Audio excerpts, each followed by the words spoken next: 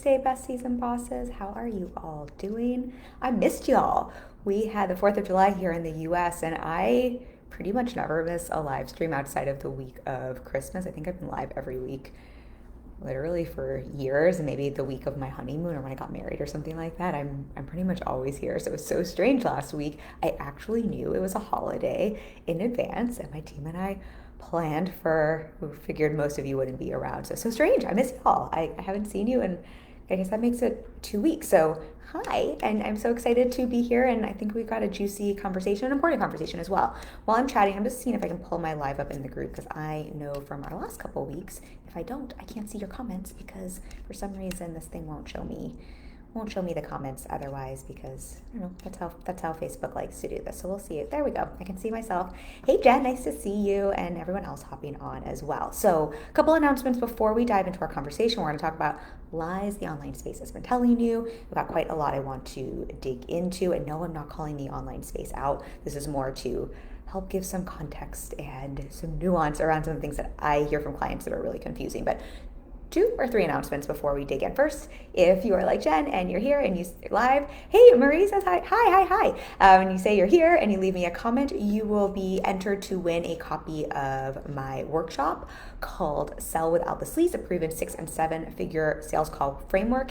It walks you through the framework, not a script, a framework of hosting sales conversations or setting up pitches. And there's a great workbook that goes with it. It's a free or not a free training, it's a paid training that we offer, but I will be giving away one of those today. So we've already got 2 entries, and then whoever else is here, all you gotta do is leave a comment, and if you already have it or don't want it, oops, I just realized this is a little low, we can gift it to someone else. Other announcement, we've got a fun free masterclass coming up at the end of this month, a live masterclass called Strategic Stories That Sell. I will make sure we drop a link for this, but essentially if you are feeling like you cannot be seen or heard about the noise online, and it is feeling like harder and harder to get noticed and to get known and to bring in those right fit clients, we're going to talk about using storytelling in your content strategically as a way to stand out, to build that know, like, and trust, and really to get known in a way that actually compels people to understand why you're the one they want to give money to.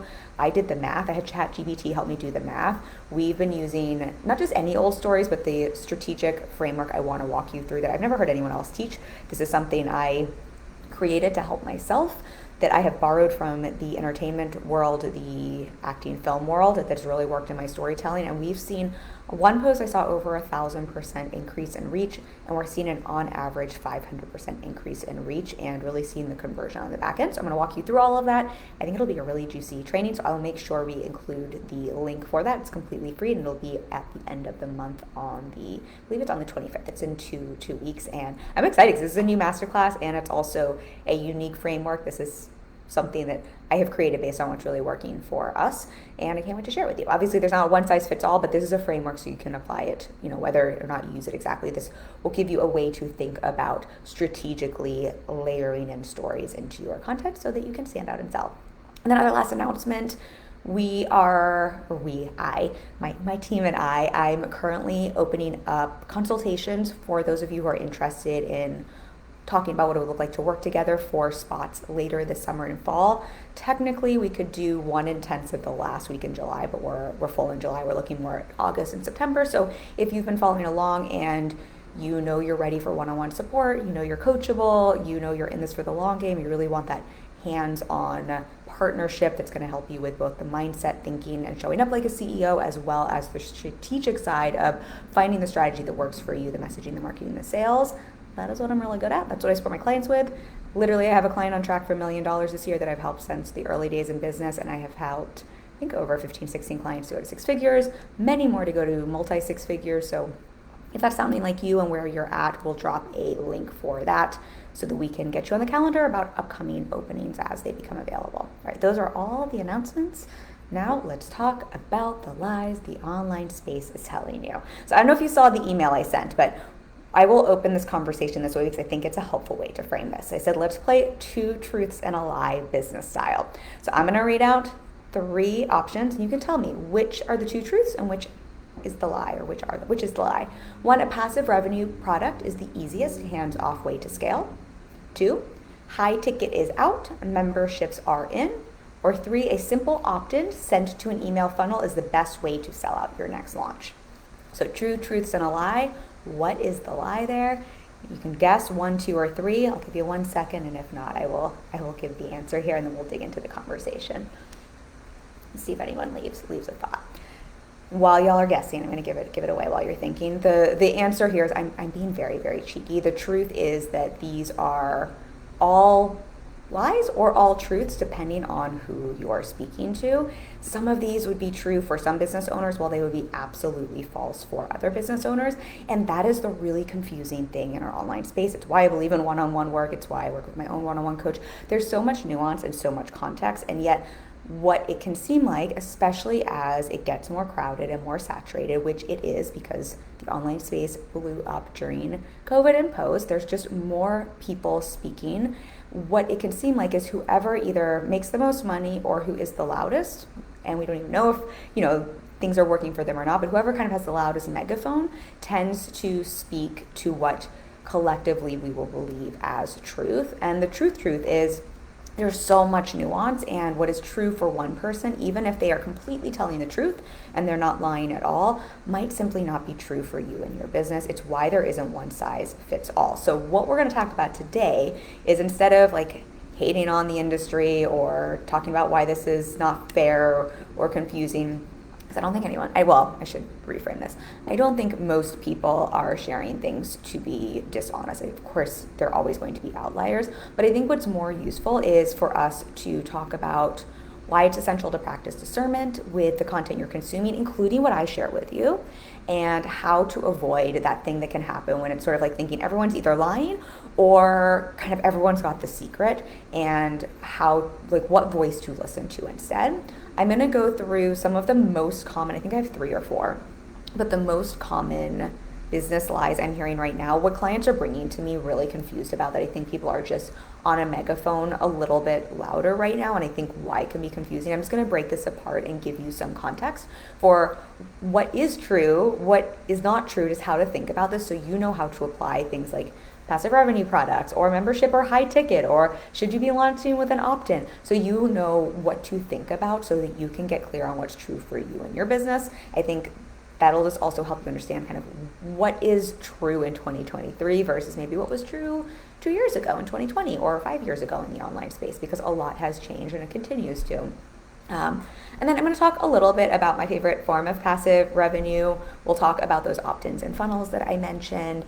And I'm also going to share why I'm a walking contradiction to my clients and why that is fully in integrity and the truth. And as I'm going through this, please, questions, reflections, anything you want me to dive into more, throw it at me. I want this to be super valuable for you. All right, so let us dig into first. And I think this is a little bit of an obvious answer based on what I was saying in the opening, but I think this is just a helpful context before we dive into some of those lies and break them apart, but really understanding why it's so important to practice discernment with anything you're consuming. And that really includes the material or the advice you're receiving, consuming from paid programs or from coaches you're working with. And I think just understanding that, again, most people are not full of it. Most people are in integrity. Most people aren't lying. And most people only have so much context. I know when I work with my clients, I get to know my clients really well. I partner with them one-on-one. I'm on calls. I'm at Basecamp. I do my best to get to know them in their business. And many of my clients I've worked with for years and years and years. And that being said, they still know themselves and their business and what's true for them better than I ever could. And there are plenty of times that I will share a thought or a perspective with a client that is, in air quotes, right? It's strategically correct. It is something that makes sense. I've been in business for over 7 years, right? I've supported so many clients to multi 6 and 7 figures. These are things that have worked for other people, but it doesn't mean that that is true and correct for that person and their business. And that is the beauty of having discernment and us being able to coach around this, is seeing this can be true in some instances, but for some instances, it simply won't be true. And this is why I say I'm a walking contradiction all the time. On any given day, I could give 3 clients 3 completely different thoughts, perspectives around the same exact question, strategy. I also might say to a client on one call, like, hey, I think this is the thing. And based on what they're saying and what's true for them or what is true for their business or what's coming back on the next call, say, you know what? I think you're absolutely right. Your gut, your intuition was right. Like, let's try this thing that you were really feeling. I'm totally available to be wrong.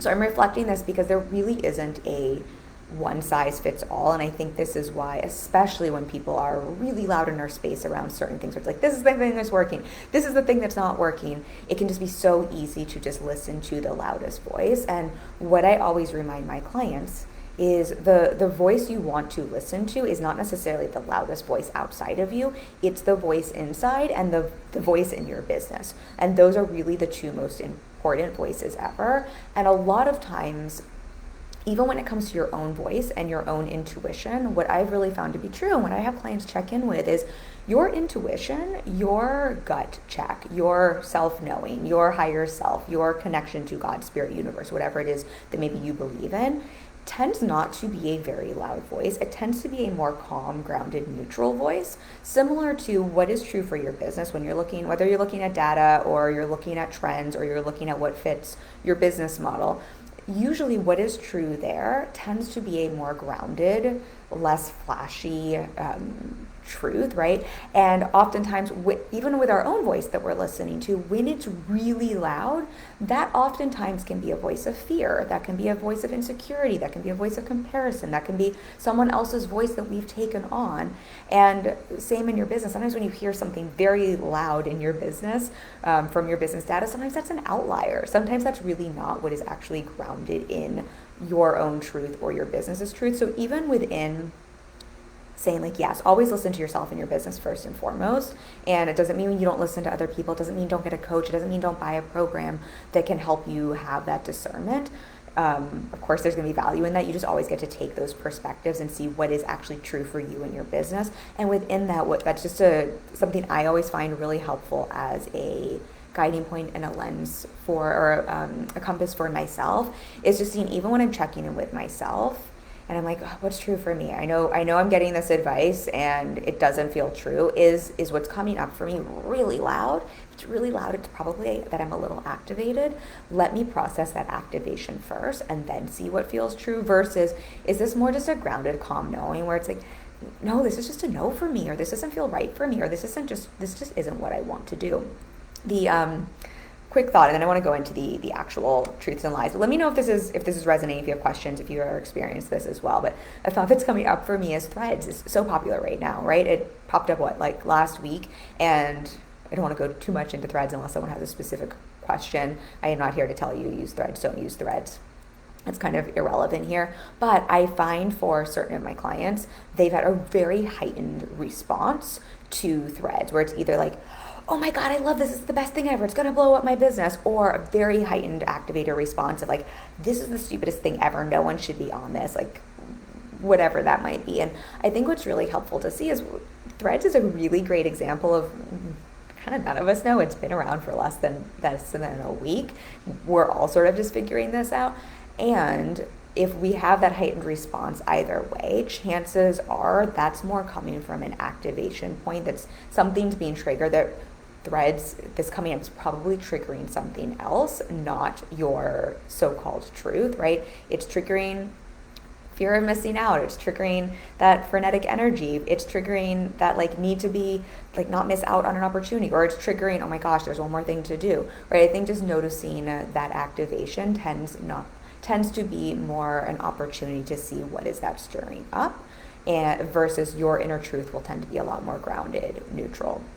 I hope that clarity makes sense. And I really think just understanding that the biggest lie to see is that really believing that someone outside of you, someone outside of your business has the secret or knows better than you. I was just talking about this with a client today. Such a common conversation where we were just talking about like she knows better than anyone else her business and the answers in her business. And again, that doesn't mean I can't support her, to help her see her blind spots, or to help her see perspectives that she might not know, or to share my expertise for a strategy she might not be aware of. But at the end of the day, she knows what's true better than anyone. And it's the trap and the lie is thinking that someone else has the answers or someone else knows the perfect way for you.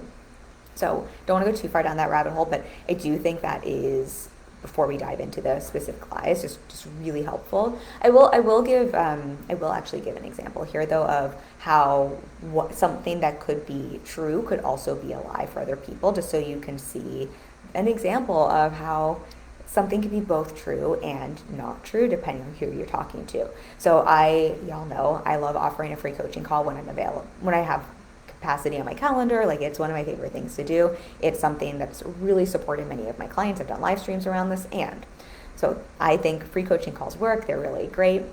And I can think of 3 clients off the top of my head. One who was a hell F no to those and actually does paid intro calls, who blew up her business, not listening to that, right? Thinking, like, deciding that didn't work for her, and that strategy, she just shared with me, this is a past client, she just closed an $18K cash month. I can think of another client who was a hell F no to those, does them from time to time, runs application only, right? Does everything opposite from what I might have said was the, in air quotes, right way, and is blowing her business up. And then I can think of another client who it's the complete opposite, where free calls, I've booked them out, built them to 6 figures, and continue to allow them to build. In fact, the client who's on track for $1 million booked themselves out by first offering free coaching. And so I just think that's just helpful to see, where it's like same coach, same like core strategy, and just seeing here are 3 or 4 different examples of it was partially true for some, not true at all for others, and there was availability in that for all of those clients to have great results. But the thing that helped those clients get great results was not like, this is true, this is a lie, I need to do what you're saying, you're right. It was more what was true for each of those clients in their business and the variables that affected what made that true or not true for them. And that's what allowed them to get results, not the specific strategy or not. I hope that makes sense and is helpful. Again, questions, throw them at me. If not, I'm going to go into some of the biggest half-truths and confusion points, the so-called lies or truths, whichever way you want to look at them, that clients have been bringing to me most recently over the last couple of months, just to speak to some of the nuance that is true, because I think that's what's always helpful when you're looking at having discernment. I think, again, listening to your own voice and knowing if it's that quiet voice and that true voice versus that really loud activated voice, and really listening to what's actually true and what's true for your business. Your business is always going to give you really great information, sometimes better than your own knowing could, just in terms of the data and the model. And I think understanding context and nuance for anything you're hearing is so helpful. And I just want to keep saying this does not mean when someone isn't sharing context that they're lying to you or that they're intentionally being or withholding information. Sometimes when we share content, I write a single post, like, there's just only so much context people can share. But I do think the context and the nuance can help you to have discernment so that you can get clear on what's true for you in your business. So passive revenue. I think passive revenue is one of the bigger ones. It's interesting. When I started my business, the whole, like, I need to build a passive revenue business was like the thing. And then it kind of fell out. I didn't hear about it for a while. And for whatever reason recently, I don't know if someone's selling this or marketing this or if it's just like the season we're in our industry, but the idea of passive revenue and clients coming to me where it's like they need to have a passive revenue product and they want passive revenue has just been a loud conversation. And the idea that you can come online and make passive revenue has just been like, people book free calls with me, and then I have to be the truth serum. So let me speak a little bit to passive revenue, because I think the idea that passive revenue is passive is the so-called lie. And I think you can make passive revenue, but I think understanding what non-passive work is required for passive revenue is very helpful. And I would say the lie here is that passive revenue is a passive business model. So what I have seen to be true, and again, take even what I'm saying with discernment. Everything I say, right, it might be true for some of you, not true for others, but just as a sort of a neutral perspective, after over 7 years in business, and as someone who's been studying money in various ways for probably since I was 7 years old, saving money in my piggy bank, I've been pretty money focused in a really positive, healthy way.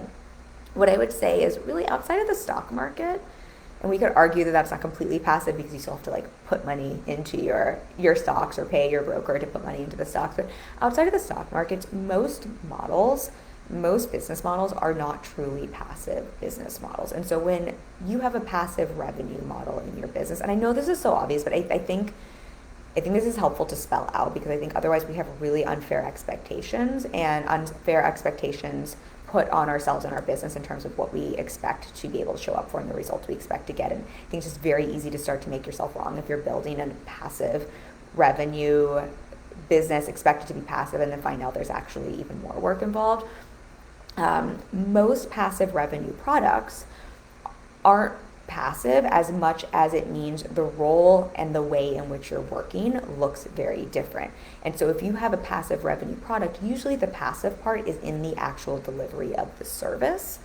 And there's still a very non-passive part of business that is required for you to be the CEO, that is marketing, that is selling, that is running a team, that is leading a team, that's leading support coaches, that's maybe running ads. There's still a role for you. It's just the delivery might not require you to show up for it. So if you had a course model, for example, or a membership model, right, that might be considered passive because you've got everything pre-recorded. But I think what's so important, again, to remember is that generally speaking is going to require some upfront work to create.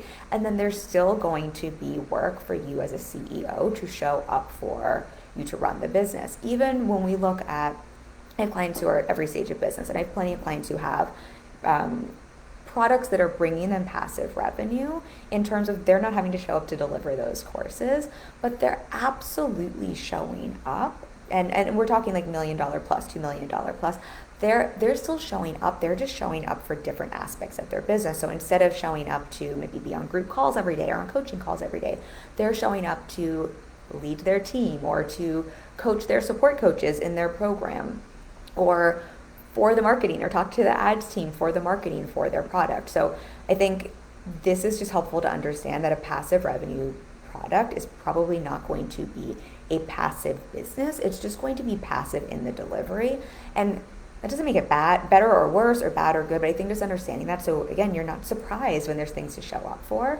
And generally speaking, most passive revenue products are still going to require the same amount of energy to kind of lift off. I think with business, it's sort of, it's like the rocket ship example, right? Most, a rocket ship uses like 80 or 90% of fuel at liftoff, and then once it's in the air can kind of coast. I think for pretty much any business model ever, you're going to use the most fuel at liftoff, and then once you have that well-oiled machine, there's just a lot more coasting. So you can have a passive revenue product, right, where the delivery is passive or the delivery is automated. And I think just having the understanding, there's still probably going to be a larger amount of fuel required at liftoff, whether that's creating the product, whether that's testing the marketing, whether that's growing the audience to sell to, or testing the back end of that funnel, or testing the product itself. There's just generally going to be more of that so that you can have that more passive delivery later on. And I just share this because otherwise I think it's just such an easy way to make yourself wrong when someone's telling you can have a purely passive business and you like just put some things together and then you get to sit back and collect paychecks. And it's sort of like, yeah, yes, and I think the other thing with a passive revenue product is, I think what can be helpful is if you have a lifestyle that requires more flexibility, you want more flexibility because you want to travel, or you've got kids at home. I think there can be more flexibility, right? And maybe less hours required once you've gotten past liftoff, because you're not showing up maybe every day for client calls the way I am. And so there's a lot more time freedom and flexibility. But I think just really understanding that there are very, very few business models that are purely passive. Maybe investing in the stock market. We could argue if you have Airbnbs, but even in Airbnb, you're probably going to want to pay a management team to run that Airbnb for you. There's still going to be a little bit of work and probably some work up front to find the Airbnb and to furnish it. And then again, for most, even the really big companies we're looking at where you are seeing someone who has stepped back, what I'm seeing in 2023 is most of us, even people who are, at the $1 million, $2 million plus mark, we're still running small businesses. We're not the Coca-Colas of the world, and probably the Coca-Colas of the world are still doing this as well, but that's not so much what we're talking about. What I'm really seeing is business owners who have maybe a more passive delivery really seeing the need to find the places they can insert themselves back into their marketing and sales process, or add in touch points so they can still have maybe a passive delivery, but either add in more personalized touches for their clients or more personalized touches for their marketing so that they can stay relevant and profitable in 2023, because it is just a very different landscape than it was 2 years ago, and definitely than it was 5 years or 10 years ago. Just seeing if there's anything else I wanted to see here. And if this is helpful, I'm working with one client right now on this, and this is a lot of what they're looking at. They're looking at how with a very passive delivery, what are the opportunities to refine the marketing, to refine, like, where do we need to update the sales funnel? What do we need to update? What personal touches can we bring in? So the delivery might still be passive, but there's still a lot of continual showing up as a CEO to refine that process, to see what's working, to see what's not working. So again, just so that we're not being sold bills of goods that just aren't true, you can absolutely have passive delivery, but I would say the concept of a truly passive business being passive might just be more of the lie, and just to understand those nuances, and but also to know that, these are the longer you're selling the same passive product, or even the same non-passive product, the longer you're selling that, the more your business becomes more well-oiled, the easier it can seem, and the more and more you can step out, or the more you can delegate, automate, pay for ads, right? Pay to have a lot of that taken care of, so you're just showing up for a few things.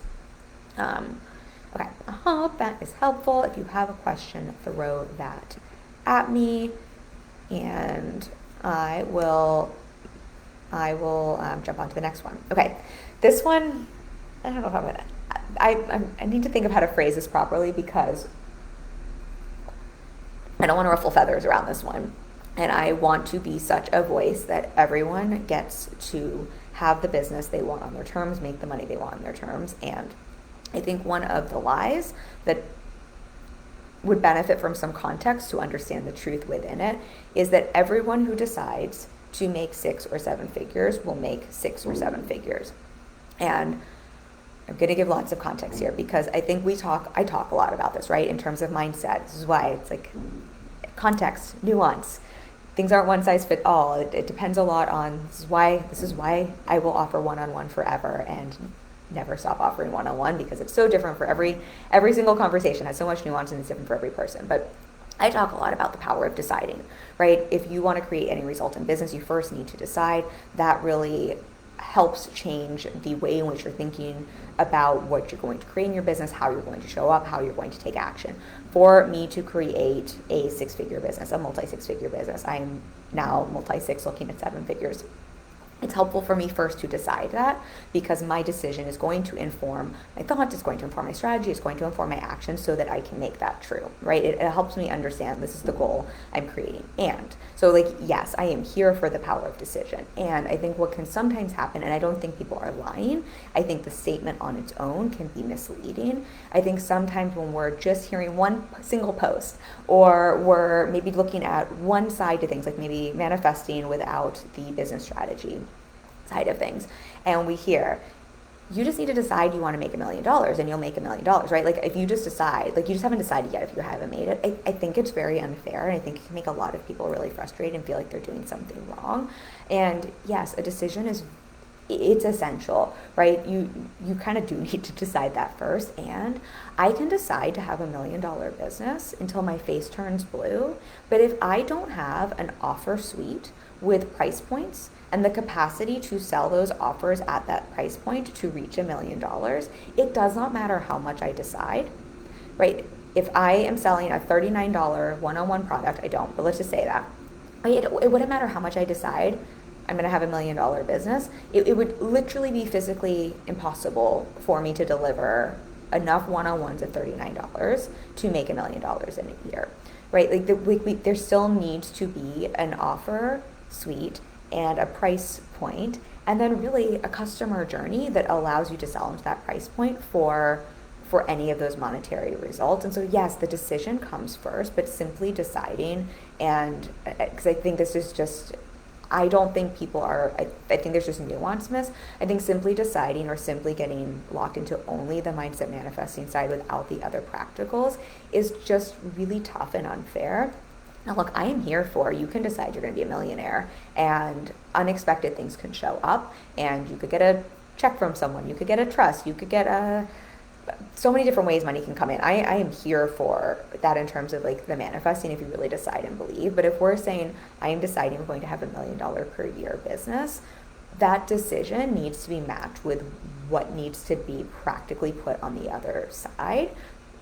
If we're talking universal energy, right, to meet the universe halfway. So the universe has a place to deliver that $1 million. And in business, the universe needs an offer at a price point that can reach that goal set. It makes me think of the that silly joke about the person who was like wanting to like win the lottery, and they were like praying to God to win the lottery, and they passed away, and they went to like, they got up to heaven, and they're like, I'm butchering this joke, I'm not a joke teller, but you'll get the point of this. And they get to heaven and they're like, God, I like prayed to win the lottery, I like prayed and prayed and prayed, and like, what happened? Why didn't I win the lottery? And God was like, you never bought the lottery ticket? That's sort of the same thing here. We can decide to be 6 or 7 figure business owners, and please do that. You can decide to win the lottery, please, that's great. And we still have to have the practical way. We still have to allow, you still have to have something in place. And in business, that really is looking at, if you're deciding you're going to be $1 million business, really looking practically, quite literally, do you have an offer suite that can pay you $1 million? If not, it has nothing to do with your manifesting. It has nothing to do with how good or not good you are. It's simply a practical, like, that doesn't math up. And I think that's just something that's just helpful to be really real about. Brittany says, I find people only buy my workshops live and not passive once it's already done. Brittany, I think we're going back to this conversation, everyone. I think this is so interesting to see. I think a lot of people, be really interesting to see with your audience, but I think so many people are craving live as well. And I think what a lot of business owners are seeing, even if a couple of years ago pre-recorded was doing really well, I think we're just in a season where people are craving, I mean, we're post-COVID, people are craving real in-person connection, and live is as close as we can get on screen. I think people are craving, like, they're so used to those like fake live webinars. Like, I think people are hip to that. I think they're just craving, like, I want to have my question answered. I want that personal touch.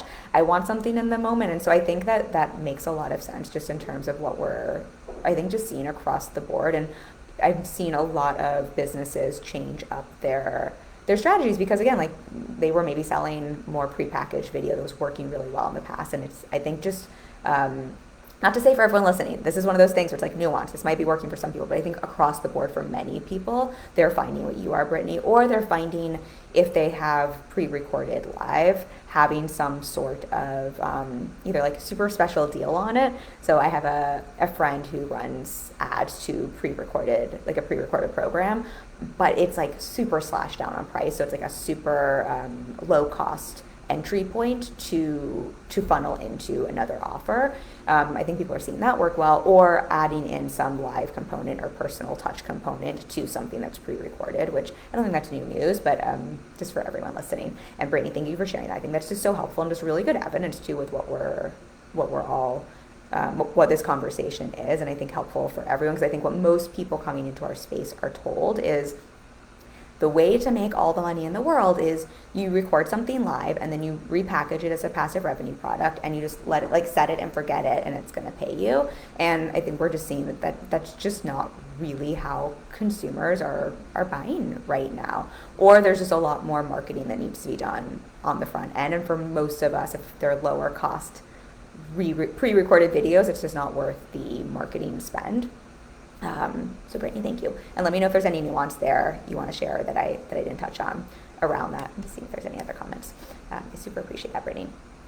So going back to deciding, everyone who decides to make 6 or 7 figures, like, will and won't, I never want to say to any of you, you won't make the money you want to. Everybody has the I think you, like, all, if you're here, you have that capability, but I think just really understanding, especially when, and again, I've probably said this in a post without all of the nuance and context, because one single post, one live stream, one podcast episode can't give all the nuance. But I think just understanding when it's like, you've got to decide.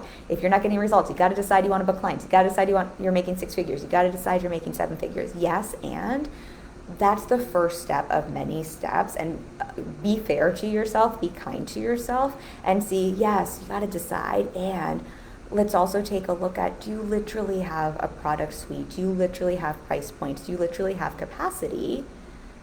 Do you have the lottery ticket, right, that's going to make that possible? Otherwise, doesn't mean you don't get to decide and have those results. That just becomes the strategic, practical next step, so that it makes it easier to reach those results. And then, of course, things can come through in expected, unexpected ways. We are here for all the magic, and we're here for making money that doesn't make sense. I have plenty of clients where sometimes I'm like, I mean, I know you're good at what you do. I know we had a great strategy, but I don't even know how these numbers add up, because they blow my mind. So we're available for that. But we still need to have some things with dollar signs next to them that allow you to get paid. And again, if you're wanting to make $1 million, just checking the maths on what you're offering. Okay, let me see if there's anything else I wanted to share on that. I think that's just a pretty simple. No, actually, I'm going to share one more thing here, because I think this is also maybe permission giving for everyone. I'm just trying to think of how I want to frame this.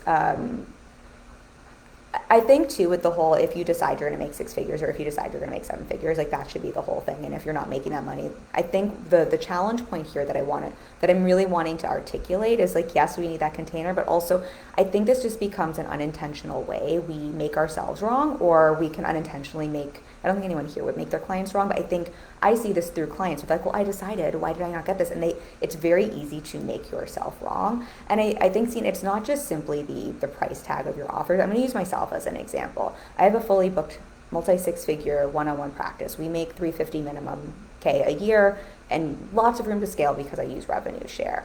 And I can decide I'm going to have $1 million one-on-one coaching practice, and I believe I will. And with that, I think just seeing, like, I can have that decision, and yet I also have to practically look at, there's a whole lot here in my business model that is kind of out of my control, that kind of, like, it really is up to my clients and that timeline. And yes, that's absolutely possible, but that isn't because I'm doing things wrong, or because my business model is broken, or because I didn't decide hard enough.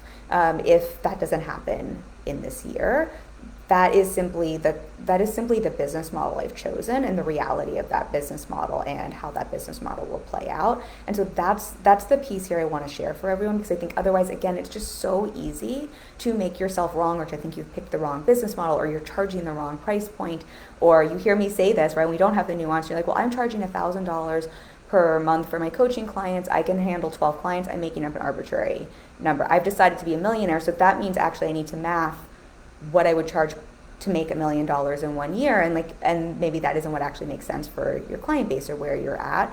I think we can just get ourselves into these funky spots. So yes to deciding, but yes also to just understanding business and treating your business like a business, and also seeing what's really normal in business and for your people and for your business model, and allowing that to work for you instead of using it and weaponizing it against yourself is really the piece I want to say there, because that is what I think gets people in their own way more than anything. Okay, I'm going to get off my soapbox. I hope that is helpful. I also just saw, maybe this is from before, the open mouth emoji, and someone will have to tell me what that's in reference to. Also, y'all, I did not realize this dress, I think because I'm sitting, it's going down lower than I mean to, so I hope I'm not giving everyone more of a show than we intended. Sorry about that. Okay, last one that I wanted to talk. We could talk about so many things, but there's 2 more here. I'm going to talk about this one first. High ticket is out, memberships are in. I think this is something that has been said in different spaces. I've definitely had clients come to me about this. I've definitely had clients ask me if they should be lowering their rates. I think we're in a time, we've got, economy talk going on. We've got the personal development industry. I shouldn't say this for everyone's industry, but personal development industry is in a massive reset, contraction. And so for that reason, many people are changing their price point, and there's just a lot of high ticket is out, memberships or low ticket is in.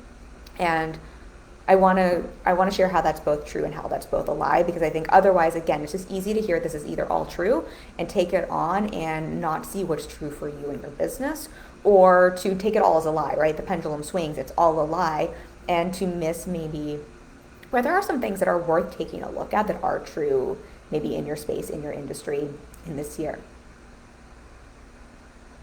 Excuse me, I got a hiccup there. So I think what is maybe just baseline helpful to understand is at the end of the day, there are always going to be clients who prefer a high ticket, high touch offer, and there are always going to be people who prefer a low ticket, less in-depth offer. Like there's always going to be clients at every price point. I think what has happened, and I think what is true here, when people are saying high ticket is out and memberships are in, I mean, that doesn't even, like, to me, that there are high ticket memberships. Like that, the whole, like, even phrasing around that to me is a little problematic, because, like, that's just saying, like, so because memberships are the affordable, like, I just don't even actually understand the phrasing when people are sharing this. But let me stay on track here instead of getting mad at phrasing I've heard. I think what is out and where this is coming from, and I think what's maybe helpful for all of us across the board just to check in with, I think what is out, so to say, is things that are overpriced, things that are price gouging, not delivering for charging high price, high ticket for what is being claimed a premium, in air quotes, service, and not delivering the value on the other side, charging in ways that aren't commensurate with the product or service that's being delivered. I think that is absolutely out. I think what's also out is the idea that if someone pays more money, they are a better, more premium, like higher quality client. I think just some of these ways of thinking or ways of delivering that when our space was a little more the Wild West, maybe wasn't getting flagged as much. I think that is out. I think there are still absolutely people who are craving high touch, personalized, high ticket services. I think they're just craving high touch, really great service, hiring people, product, services that are just really good or really premium or really luxury, right? I'm sure the Ritz-Carlton has no problem booking out their rooms, but if I stayed at the Ritz in Half Moon Bay for my honeymoon, if I stay there, I'm happy to pay that high ticket price. I just expect there not to be a motel room there, right? I expect the premium service, the premium room, the premium linens, the view, like I expect a certain level of quality. So I think we're just in a time where that is really what this conversation is about. And then I think because there's a lack of trust, or there's just been a lot of, I'm charging Ritz-Carlton prices and I'm giving you a motel room in terms of delivery. I think because there's just been a lot of that going on, the conversation is like, well, what's really in a super, super low ticket? And I think where the truth in that is exactly, I think this makes sense, right? Like if we're just getting motel rooms anyway, why don't we just pay for a motel room? I think it's making some people gravitate towards that. And then I think there's just also the conversation that is just real. Our economy is just in a very different state than it was a couple years ago.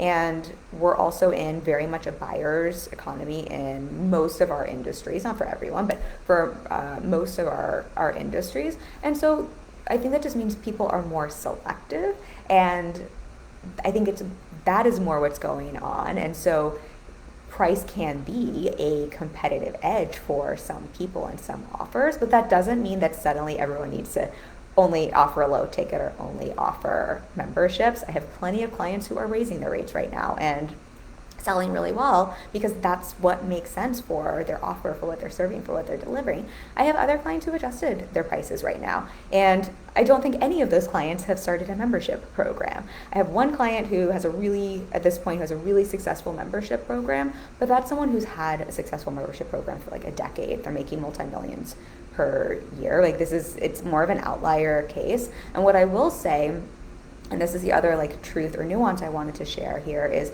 I do think for most of the people in this group, for most of you who are smaller business owners who are growing to your first million, your first six figures, your first multi six figures, or most first million, for most of you, having a higher ticket, and look, high ticket can mean so many different things. What's high ticket to one person is cheap to another, but having something that is, I don't love the word premium, but just where it's a little bit more personalized and where it's a little bit more robust and you're selling something at a higher ticket, for most of you, to your first multi six figures, maybe even million, that's going to be the most sustainable, the easiest way to reach your income goals. Because at the end of the day, when you're selling something that's at a lower ticket, and specifically when you're selling a membership, for most people, again, I have clients who have proven me wrong on this, right? And that's why this is like truths and lies all at once, and there's nuance.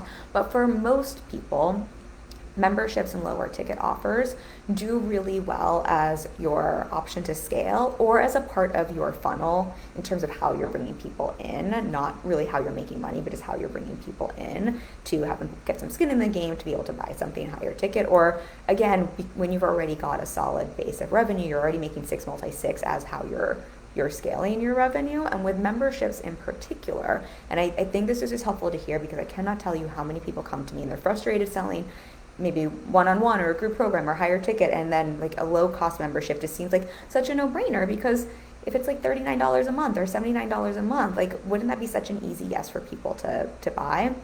And it's a whole different conversation.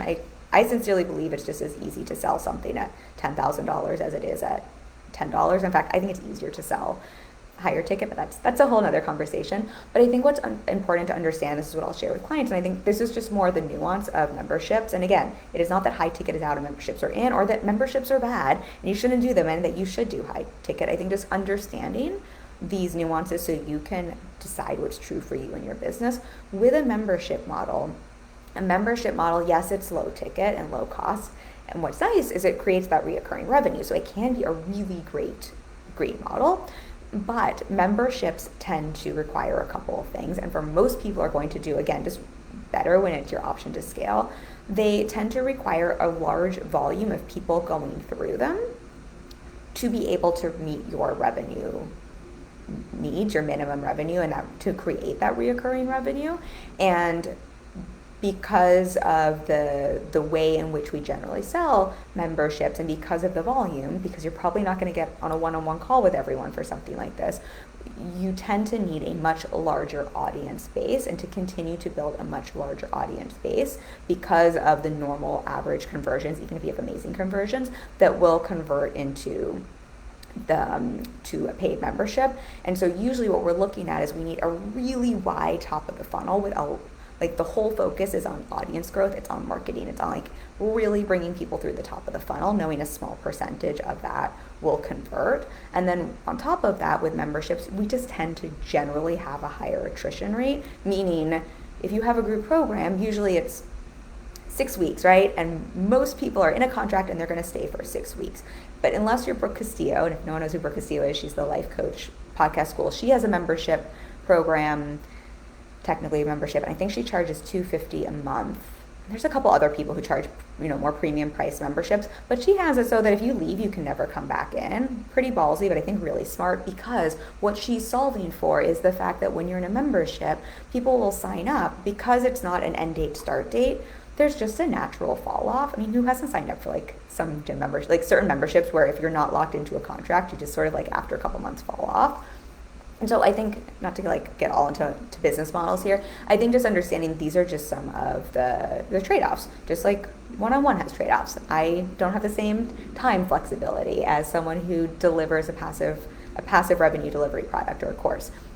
These are some of the trade-offs with a membership, but because of that, it becomes quite a marketing sales game to stay on top of that tends to be very volume based. And so just for most people, unless you have a really big audience that is really warmed up, for most people it's just going to be a more challenging way to meet your minimum viable goals with revenue and to be able to have that be reoccurring. So again, not saying for everyone don't do it, or that's not the right thing to do, or maybe it's the perfect thing for you to do to scale into. I know I know a handful of people are doing it really well.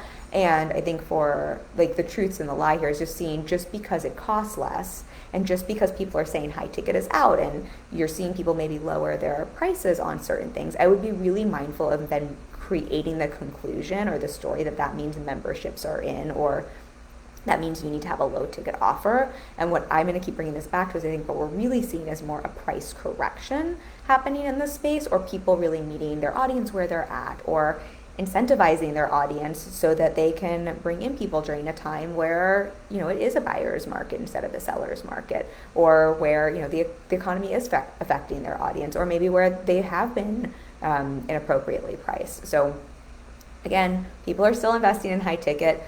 Memberships can still work for some people, but I think when we hear things like this, understanding it's not as black and white as this is the truth, this is the lie, and more having some discernment and understanding some of those nuances so you can see what's really true for you versus what might be true for someone else's business. Okay, let's see if we have any comments. I don't see any here. How are we doing on time? I know I was going to share one more. I'm going to share one more real quickly.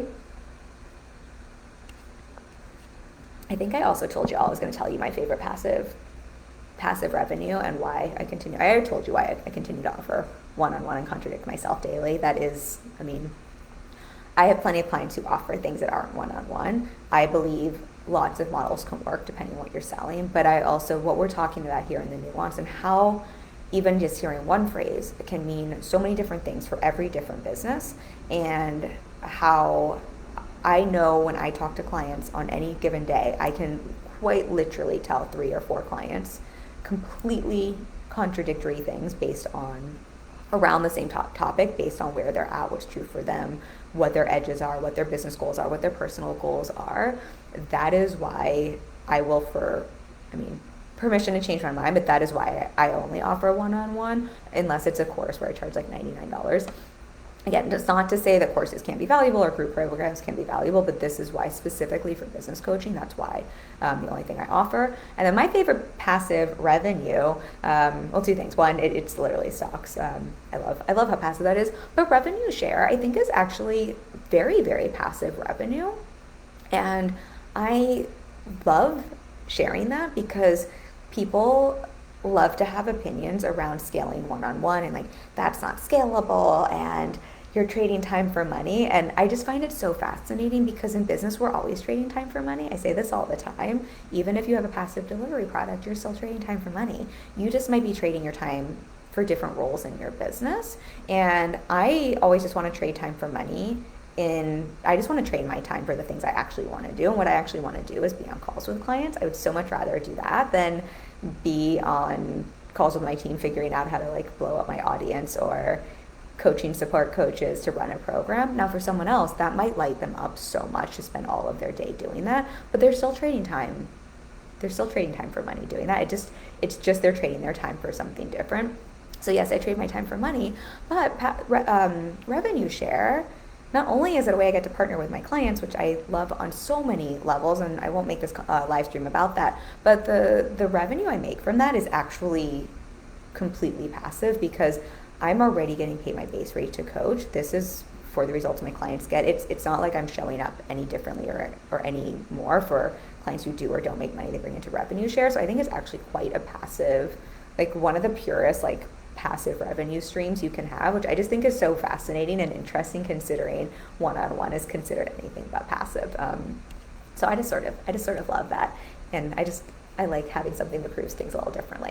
Okay, I'm going to spend just 5 minutes here because I'm going to then hop off because we'll have been talking for an hour and y'all are probably also needing to get on with things, but I've got a spin class to get to. The last thing I'll just touch on really quickly because I said I would speak to this is in terms of an opt-in, traditional opt-in to an email funnel is the best way to scale. And I just wanted to like speak to what's true here, what's not true, because I think there's just been a lot of question marks around this recently. And I just had literally set a call with a client about this today. So many thoughts here. So I'm going to try to be concise. I think having an email funnel and having an opt-in still makes sense for most businesses. I think there are lots of funnels that don't have to be through email. I think I was having a conversation actually in the mastermind I'm in around this. I think email overall is acting very beautifully as a nurture point for people, and most of us as consumers, and again, nuance, everyone's audience is different, but most of us as consumers, and what I'm seeing in my business, what a lot of my clients are seeing, is that while they're nurturing a lot through email, a lot of their conversions are happening outside of email. And I think understanding that can help give context for the traditional, I think what was working 5 years ago, I don't know, when I came into the space 7 years ago, which was sort of like you just had a really easy cheat sheet and like a one pager, and people signed up for that, and you like put them through an email funnel and they bought at the end of the funnel. And I think that still gets taught a lot. And I think just understanding for it, having an email list is still super valuable. I think that's probably where I connect with people. Sometimes I get to see the most of my content on my email list. And I think what is converting just looks very different than people just going through a traditional email funnel like they used to in the past and buying at the end. Not that people can't buy that way, not that it doesn't happen, not that there isn't a percentage of that happening, but I do think we're seeing more of those conversions happening outside of the email. In fact, it's really interesting. I sometimes see 20% of my clients are on my email list, and some of them didn't join my email list until after hiring me. And I think that's just so fascinating to see, which just tells us, what is the best way. And this isn't my business, it might be different for someone else's business. I think this is where knowing your numbers can be helpful. But I think I think there can be so much time and effort spent around perfecting an email funnel. And I think just having some context around what's true, what's not true. What I'm also seeing, and I think what is just helpful to speak to here, is opt-ins to an email funnel. I think where those are working really well is when there is a really juicy free opt-in. Brittany was talking about no one buys her workshops, or people only buy her workshop live and not passive. So I know they're buying that, but that might still be, she might have a paid opt-in into her funnel. I think that's also a really juicy opt-in, right? Like that's something we want to sign up for. I think people are just in a space where we have just gotten really, like, we're smart consumers. Like, who hasn't been through a million email funnels, and who is sick of all the emails they get? I think we still read emails. I still pay attention to emails. I still look at an email and then buy something online. I don't necessarily go through my email. I think we're just a lot more discerning as buyers and as consumers for what we'll sign up for. And I think many of us are in very, very saturated spaces where a lot of people, it's why I'm doing the masterclass next week, Strategic Stories That Sell, right? Where everyone's saying kind of the same thing and teaching the same thing. And so I think we're just less likely to, across the board, sign up for things that when there were significant number of less people talking about the same thing or less options, right, we might have been signed up for those things. Or when we were all stuck at home during lockdown, we might have signed up for all of these trainings. So I think what we're seeing is traditional email funnels can still work. We're just looking for juicier, more potent, more valuable free givens. And then also understanding what our buyer consumer behavior on the back end, and seeing this might also mean we want to really encourage that they're also following you on social media or listening to your podcast. What are those other touch points? Since we know people might be in your emails, but they might also be consuming somewhere else and buying from that. And then just across the board, just seeing, and where can you bring in the personalization or do something different within that email funnel? Because I do think we've just gotten really trained to tune out the sales emails that come through our inbox, because we've just been through so many of those traditional funnels where it's like, we just know by the 7th email, it's going to be like, last chance, flash sale is ending. I think we're just all used to that at this point. And again, not that it doesn't work, not that you shouldn't use it, but I think just being aware of that for the expectations, and just also seeing then how can you leverage that, but also how can you leverage those relationships you're building outside of email, or bringing in those personal touches to your email that maybe you wouldn't have in the past. I think the bigger, without making this a whole deep dive on this, I think the bigger conversation here is just seeing, if 5 years ago you had a free cheat sheet and you ran ads to it and that was converting really well for you, and now it's not converting the same way, that is likely not because email doesn't work or funnels don't work. It probably has more just to do with seeing that just might not be the best strategy or funnel, right? We just might need to give something a little juicier, up front to bring people in. I think people are just craving more touch point, more value, more relationship, more understanding why you, and from the get-go. And I think just understanding that piece can make a big difference. Right? I hope that since I'm trying to generalize for everyone, makes sense. But that is what I would say, like the truth and the lie is there. But ads are still working for people. Opt-ins are still working for people. Email is still working for people. I think it's just understanding some of these nuances that can be helpful to understand what's the truth and what's the lie there. Okay, I think that was the last one of the recent ones that I really wanted to dig into. I'm just seeing here if there's anything else. No, those were the main things I was going to say there. So if you have any questions on the replay when you're listening to this, or anyone now, throw them at me. I would love to hear questions, reflections, what you've seen to be true as a summary, as a recap, the big picture view, the like meta concept here. I want to offer what we started with is, two truths and a lie, is remembering that, our what we tend to do is listen to the loudest voice in the room and to hear that as truth. And just to remember that the loudest voice is not always the truest voice, and that includes your own voice, right? When your own brain is kicking up a loud noise, remember sometimes it is more the grounded, trusting, peaceful, like usually that calmer voice tends to be more true. And so just remembering that when the volume has kind of gotten turned up everywhere, and then to remember almost everything you hear online, almost everything in business has nuance, right? Most things are not entirely true or entirely false. I think there are some fundamental business principles. I think there are some fundamental, myths and fundamental things in business, foundations that are across the board true. And a lot of what you're going to hear as the right way, the wrong way, this is working, this isn't working, even with what I shared today, and I hope I've done my best to give context there, there's just going to be so much gray, so much nuance, and for everything that is completely true for 95% of the people, it might not be true for you, it might not be true for your business, and vice versa. And so I think remembering that, and especially when you're hearing loud noises around things that you're getting that internal pull where you're like, that doesn't feel true. Or like when I take a look at my business, that doesn't feel true, or that doesn't feel right. If we go back to Threads, should you use Threads or should you not use Threads, right? I think these are all just great examples of how can you come back to, like the voices to listen to are your own and the voice of your business, but just remembering even with your own voice, even with your business voice, we're looking for that neutral, grounded voice, not the really loud, activated voice to listen to. And then we just went over a couple of the bigger lies that can be thrown around. And passive revenue is passive. If you decide to make 6 and 7 figures, you're going to make 6 and 7 figures. The easiest way to scale your business is to slap up an opt-in and run ads to it. And gosh, what was the other one we talked about? Oh, high ticket is out and memberships are in. So definitely, if you have any questions around that, I think, but just with all of those, I hope you can see that they're both true and not true, right? There's just nuance in all of this. And then always, and I hope this was helpful to hear too, I think always what we want to do is, yes, listen to your own voice, listen to your business, but also just listen to your own audience and what is going on currently in your personal microeconomy. Even when I talk about the personal development industry or the economy, right? That is such a global generalization.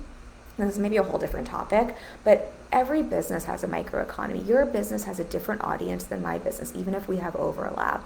And I see this with clients where one client is really being super affected. Their audience is super affected by the economy, where another client is like, it's just not even a thing for their audience. And so really remembering that, so that when we're talking about some of those concepts, to do your best to drill in where it's like, what's true for my audience? What's true for like my people, my business, what is true here versus what are some of those global generalizations, I think can be really helpful for having some of that discernment and deciding what to apply to your business, what not to apply to your business.